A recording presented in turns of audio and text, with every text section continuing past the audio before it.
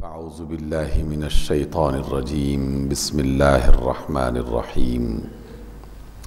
إذا زلزلت الأرض زلزالها وأخرجت الأرض أثقالها وقال الإنسان ما لها يومئذ تحدث أخبارها بأن ربك أوحى لها يومئذ يصدر الناس أشتاتا ليروا أعمالهم فمن يعمل مثقال ذرة خيرا يره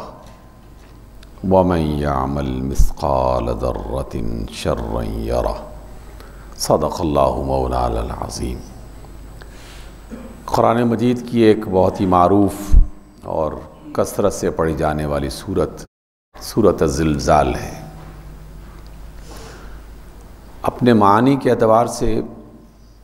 بہت منفرد قسم کی یہ صورت ہے. ظاہر میں تو ایسا لگتا ہے کہ شاید یہ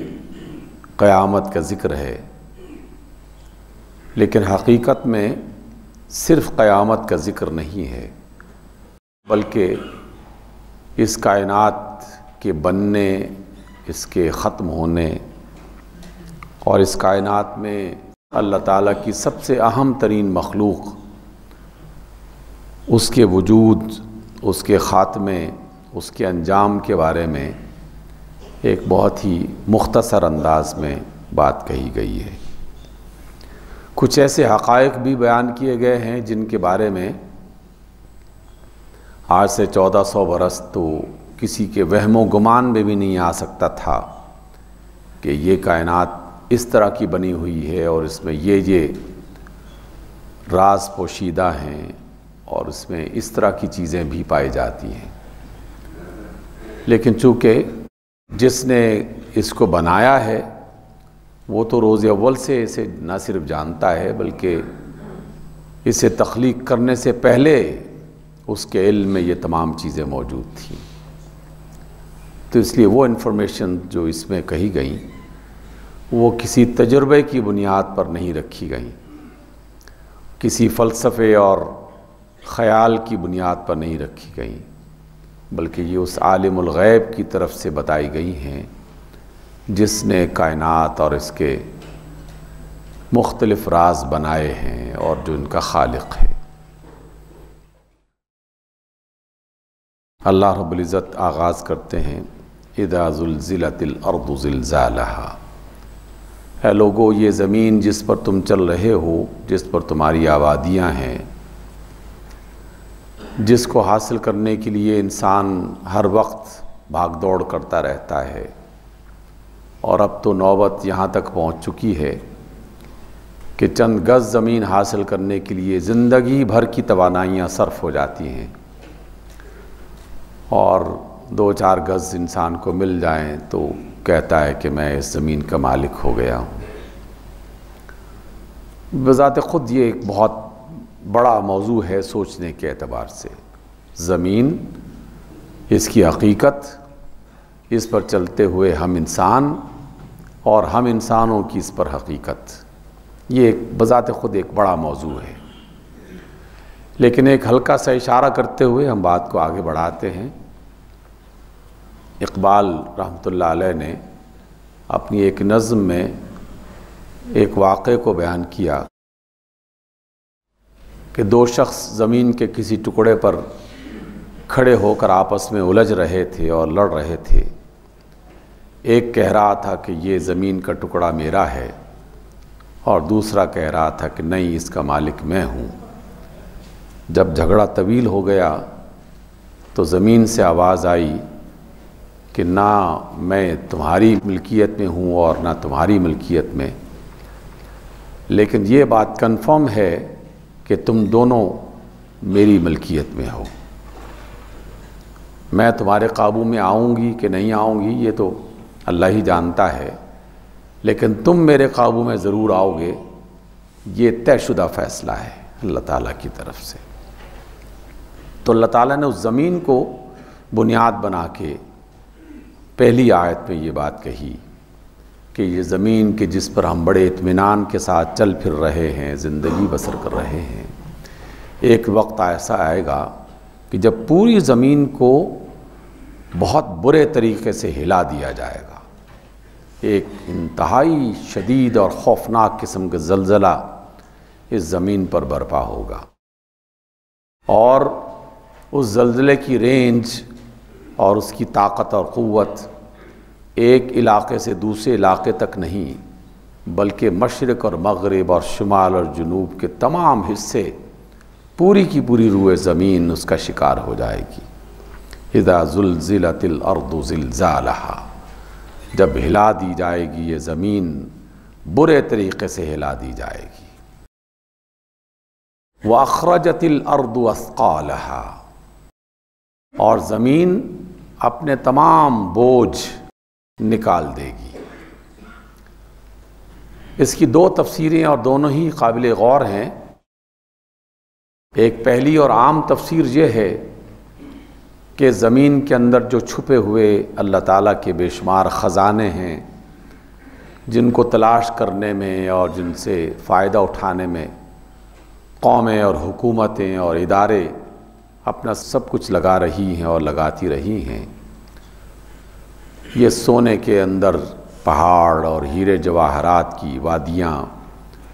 اور پیٹرول اور دیگر جو اللہ تعالیٰ نے معدنیات کی شکل میں خزانے چھپا رکھے ہیں، جس کو حاصل کرنے کے لیے انسان کوشش کرتا رہتا ہے، تو وہ زلزلہ ایک ایسا آئے گا کہ جس میں زمین اپنے تمام خزانوں کو باہر نکال دے گی، انسانوں کے سامنے وہ آشکار ہو جائیں گے، کھل جائیں گے۔ لیکن اس کی دوسری تفسیر جو ہے وہ آیات کے ریفرنس کے اعتبار سے اور اس کی ترتیب کے اعتبار سے زیادہ واضح ہے، اور وہ یہ ہے کہ یہ زمین جو ہمیں محض مٹی کا ڈھیر دکھائی دیتی ہے، حقیقت میں یہ مٹی اور پتھروں کا ڈھیر نہیں ہے، یہ باقاعدہ ایک جیتی جاگتی احساسات سے بھرپور تمام تر سینسز کے ساتھ بنائی ہوئی اللہ تعالیٰ کی ایک مخلوق ہے۔ یہ ہر چیز کو دیکھ رہی ہے، ہر بات کو سن رہی ہے، اور ہر چیز کو ریکارڈ کر رہی ہے۔ قرآن مجید کی تفسیر کے مطابق اور بہت سی آیات اس کی تائید کرتی ہیں کہ زمین کا ایک ایک گوشہ اور ایک ایک کونا یہ باقاعدہ دیکھتا، سنتا، محسوس کرتا ہے،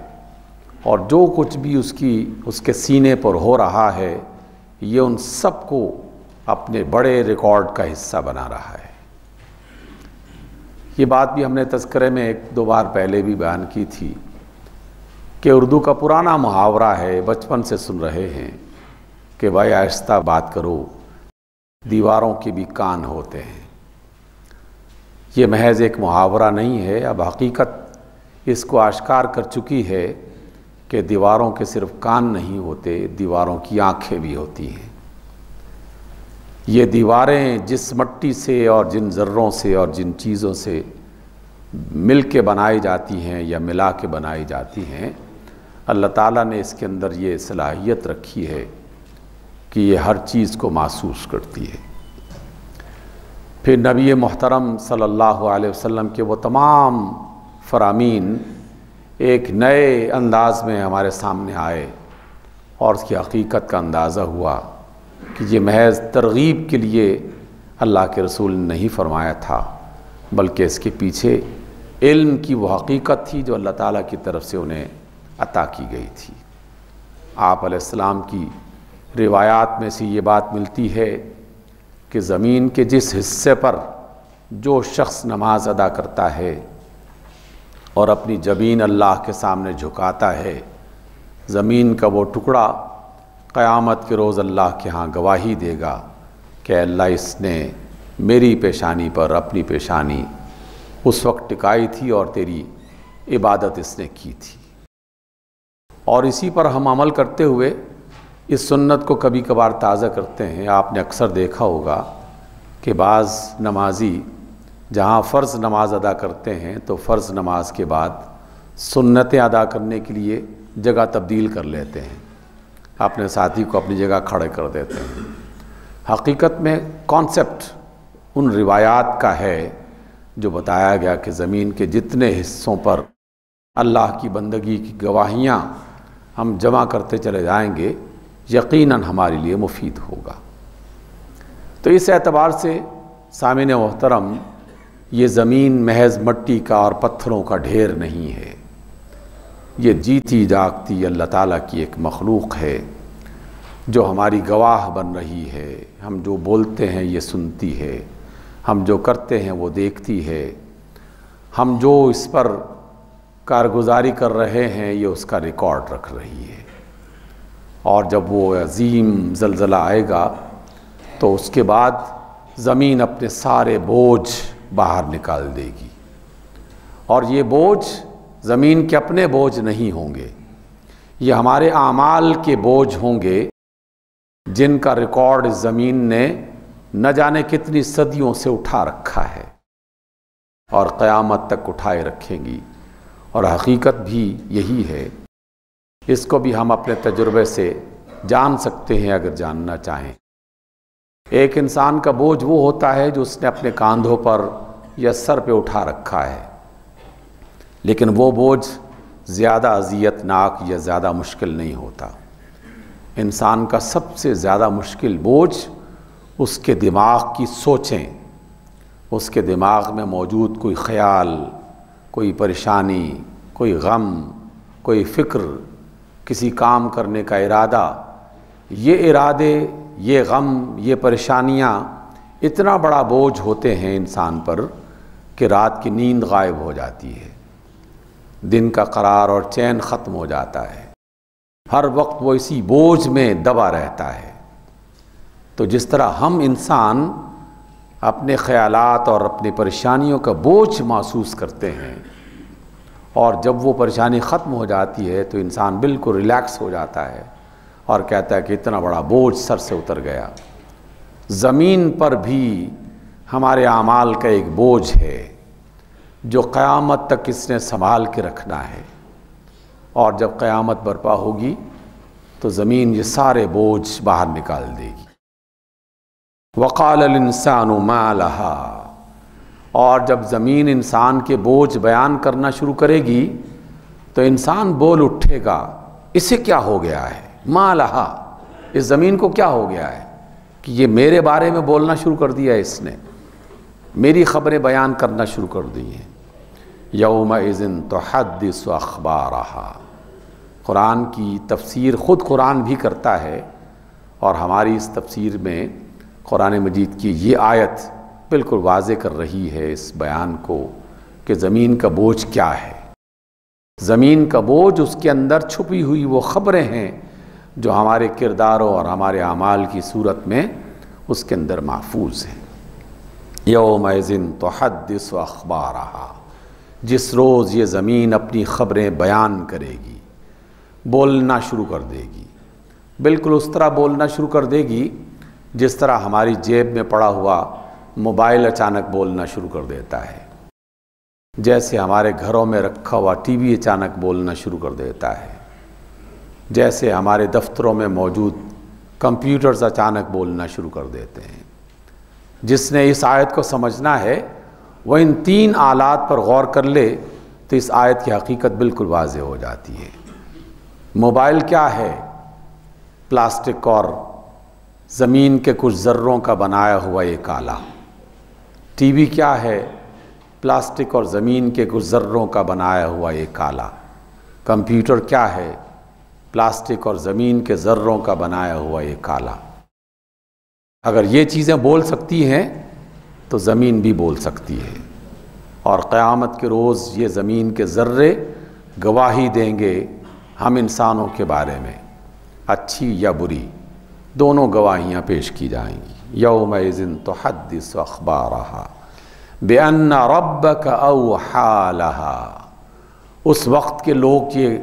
سوال کیا کرتے تھے کہ زمین کیسے بولے گی۔ آج کل کے لوگ اس کو زیادہ بہتر انداز میں سمجھ سکتے ہیں، لیکن اس وقت بھی بنیادی جواب دیا گیا تھا، اور وہ جواب آج بھی بنیادی ہے کہ یہ زمین چپ ہے تو اس لیے چپ ہے کہ رب نے اسے بولنے کی اجازت نہیں دے رکھی۔ جب اللہ کی طرف سے حکم آئے گا کہ بول تو زمین بولنا شروع ہو جائے گی۔ بِأَنَّ رَبَّكَ، کیونکہ تیرے رب نے أَوْحَى لَهَا، اس زمین کو وحی کیا ہے، حکم کیا ہے، آرڈر دیا ہے کہ بولو، اور زمین کے ذرے بولنا شروع ہو جائیں گے۔ گویا کہ ہر چیز اللہ تعالیٰ کے حکم کی پابند ہے۔ جس طرح ہمارا جسم، اسی طرح زمین کا جسم، اسی طرح یہ زمین پر موجود مختلف مخلوقات، یہ اللہ تعالیٰ کے حکم کی بنیاد پر اپنے اپنے انداز میں موجود ہیں۔ کوئی خاموش ہے اور کوئی بول رہا ہے، اور جو اب بول رہے ہیں ایک وقت ایسا آئے گا کہ جب انہیں خاموش کر دیا جائے گا، اور جو اب نہیں بول رہے وہ وقت ایسا آئے گا کہ جب انہیں بولنے کا حکم دے دیا جائے گا اور زمین بولنا شروع ہو جائے گی۔ اس حقیقت کو بیان کرنے کے بعد ہمیں یہ سمجھایا گیا ہے کہ یومئذ یصدر الناس اشتاتا، کہ اس روز انسان نکلیں گے بکھرے ہوئے الگ الگ۔ اور یہ بھی ایک بہت بڑی حقیقت ہے، اسے بھی ہمیں اچھی طرح جان لینا چاہیے، اور یہ ہے کہ زمین پر ہر انسان تنہا آیا ہے، اکیلا آیا ہے، اور زمین سے اکیلا ہی اٹھایا جائے گا، اکیلا ہی اللہ کے حضور پیش کیا جائے گا۔ وہ نہ کسی جماعت اور گروہ یا اپنے مریدوں یا اپنے سپورٹرز کے ساتھ زمین پر آیا تھا، اور نہ ہی اپنے مریدوں اور سپورٹرز کے ساتھ اللہ کے حشر میں جمع ہوگا۔ فرد کے طور پر آیا تھا اور فرد کے طور پر پیش کیا جائے گا۔ ہر ایک انسان یا تمام کے تمام لوگ بکھرے ہوئے انداز میں الگ الگ نکالے جائیں گے۔ کیوں نکالے جائیں گے؟ زمین سے انسانوں کو کیوں زندہ کیا جائے گا؟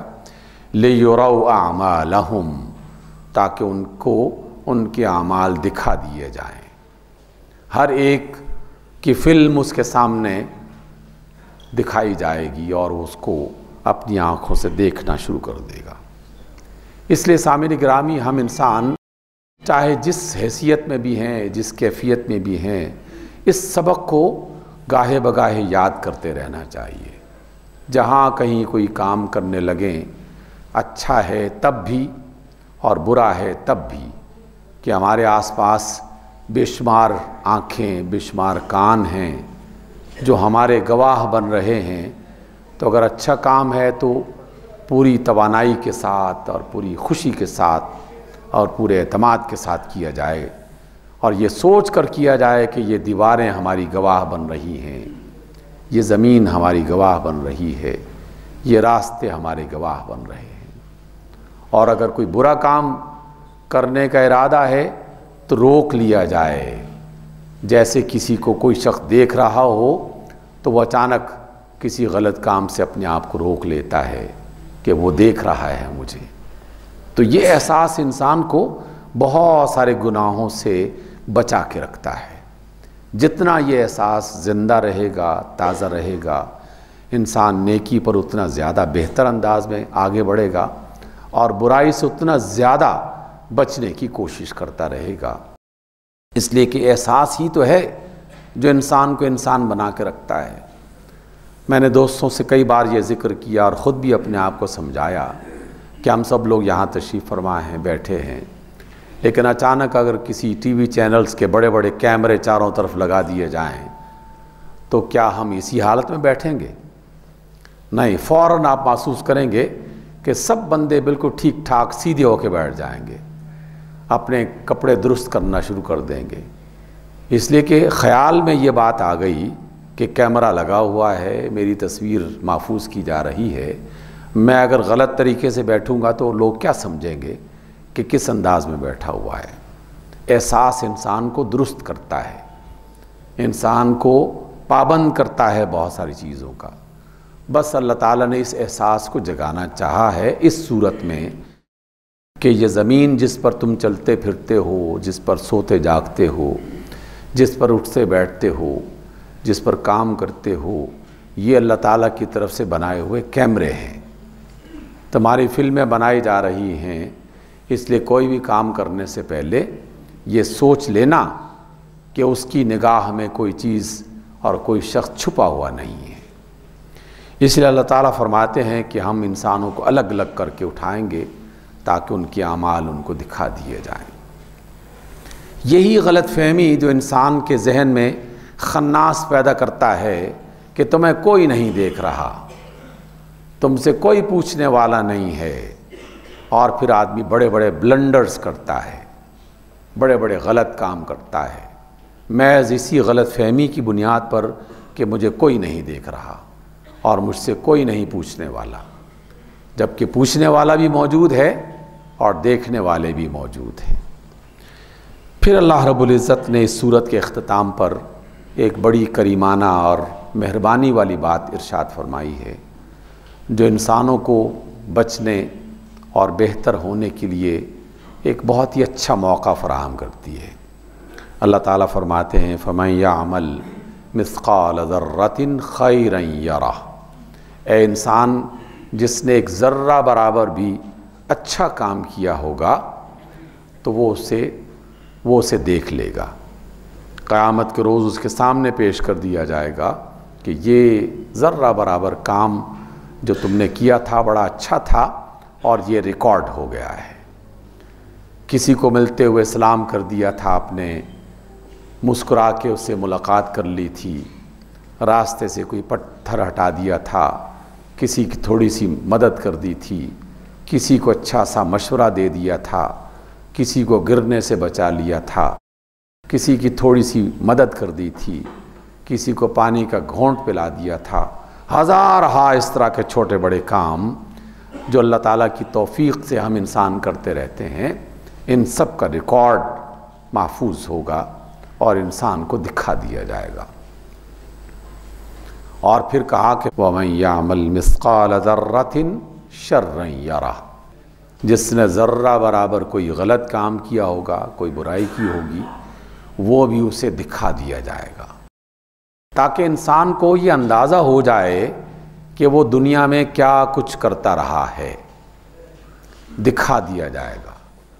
وہ جسے دیکھتے ہی بظاہر تو مسکرا رہے تھے لیکن دل میں حسد، کڑن اور غصہ موجود تھا، بظاہر ہاتھ ملا رہے تھے لیکن ارادہ کیا جا رہا تھا کہ ایسی تیسی کروں گا، موقع ملے گا تو، بظاہر کسی کو چیز دے رہے تھے